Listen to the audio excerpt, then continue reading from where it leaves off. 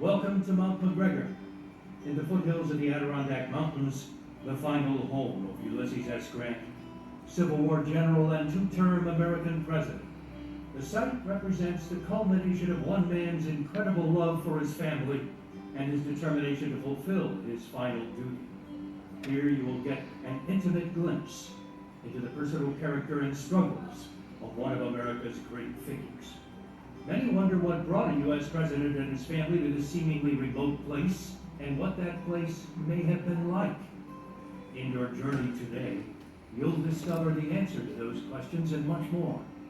The story begins in the 1870s, when a local man, Duncan McGregor, decided to create a place for rest and health in the pine-scented air of the mountain summit. McGregor had a vision for a resort that would draw visitors from the more famous nearby resort town of Saratoga Springs. Saratoga Springs boasted mineral waters, horse racing, and gambling, but could not rival the cool mountain air, the wilderness setting, and the stunning views of Mount McGregor. Duncan McGregor built a small hotel on the summit and slowly expanded the resort over the next few years. It would be the 1880s that would see the dramatic expansion of McGregor's once modest resort into a full-scale luxury wilderness destination. A narrow-gauge railroad was built, bringing guests directly from Saratoga on a thrilling and steep journey up the mountainside. By 1884, the centerpiece of the resort was completed, the 4-story, 100-room Hotel Balmoral. The resort boasted the most modern of amenities, including electric lighting and amusements such as bowling, tennis, music, and dancing. All this, combined with beautiful vistas, carriage paths, pristine lakes, and a natural environment touted for its health benefits, brought trainloads of Victorian visitors to the popular new resort. But while the mountain was on the verge of success, another entirely different story was unfolding 200 miles south in New York City. Ex-President Ulysses Grant and his wife Julia had settled into a home near Central Park in Manhattan. Grant had no income. He had given up his military pension to become president, and there was no retirement for presidents at the time. Grant looked to his son Ulysses Jr., known by the nickname Buck, for help. Buck had partnered in an investment firm with another young man named Ferdinand Ward.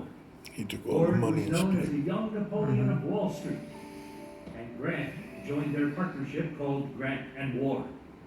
The early 1880s were some of the best years for Grant and his family. He was able to spend quality time with the people he had always adored. Summers were spent at their seaside cottage in Long Branch, New Jersey, as Ulysses and Julia watched their family expand to include 8 grandchildren by the fall of 1883. The good times, alas, would be short-lived.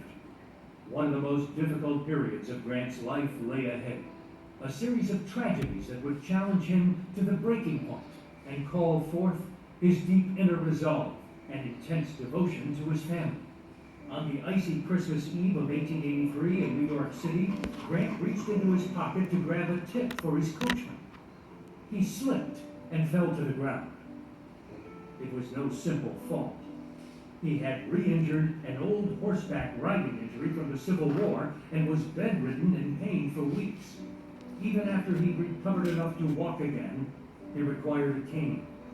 Sadly, this was simply an omen of other things to come. In May of 1884, there was financial trouble at Grant and Ward. Grant secured a large loan and gave it to his business partner, Ferdinand Ward, only to have the firm collapse days later. Grant and his family were suddenly broke.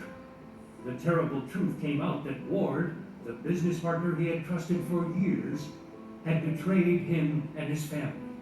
Grant was shocked and disappointed at the scandal, but as he did throughout his career, he rose to the occasion and looked for any way to help his destitute family.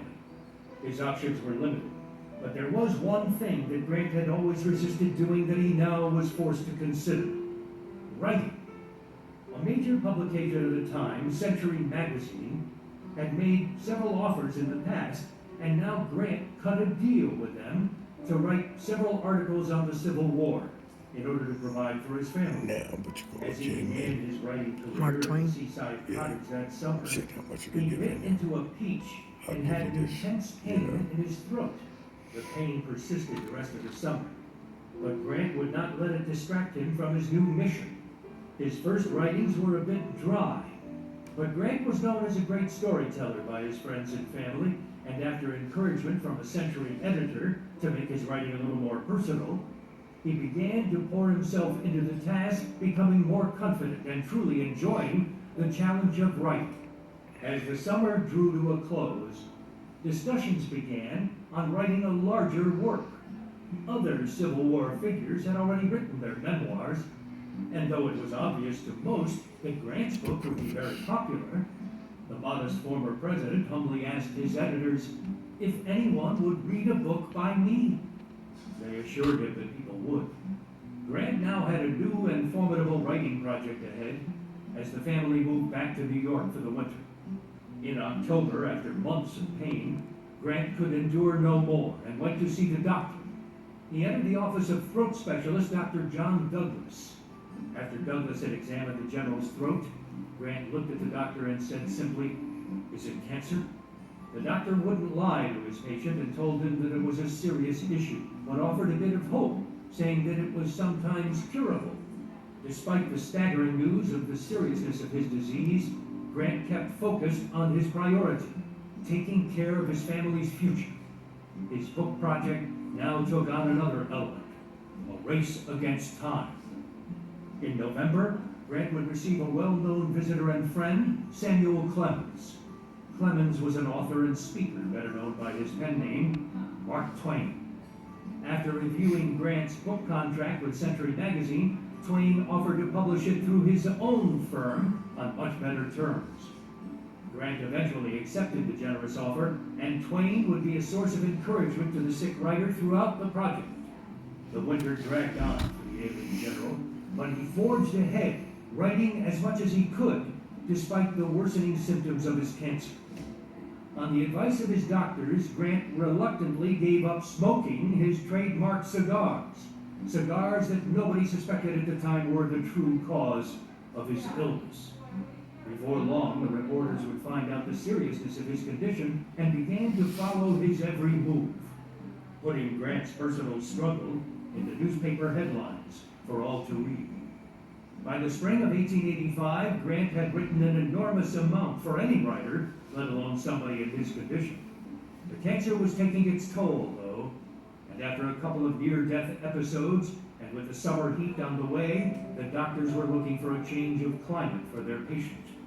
A friend of the Grant family, Joseph Drexel, was an investor in the resort on Mount McGregor and had acquired the old hotel there.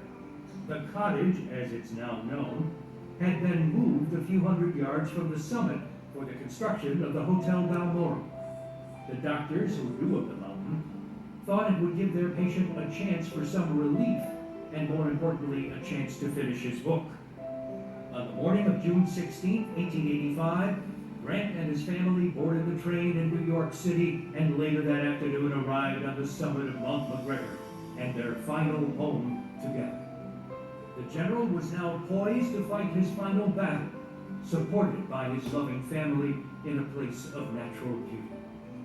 The world was now engrossed in the unfolding saga of this famous man, as he quietly recounted his experiences on paper while enduring tremendous pain. It was an act of true love that can still be felt as one goes through the rooms of his final home, seeing the original objects and learning more about the general's last days. In addition to your upcoming tour, remember before you leave the site today to consider taking some time to explore the grounds. Make sure to take the free cell phone audio tour, read the interpretive panels, or take in the dramatic views of the Hudson Valley from the eastern overlook. Please keep in mind that access to the adjacent prison property is strictly prohibited. You may now exit, drive your vehicle to the cottage, and meet your tour guide on the porch. Please leave all bags in your car. No food or drink is permitted inside the cottage. However, photography is allowed. We hope you enjoy your tour.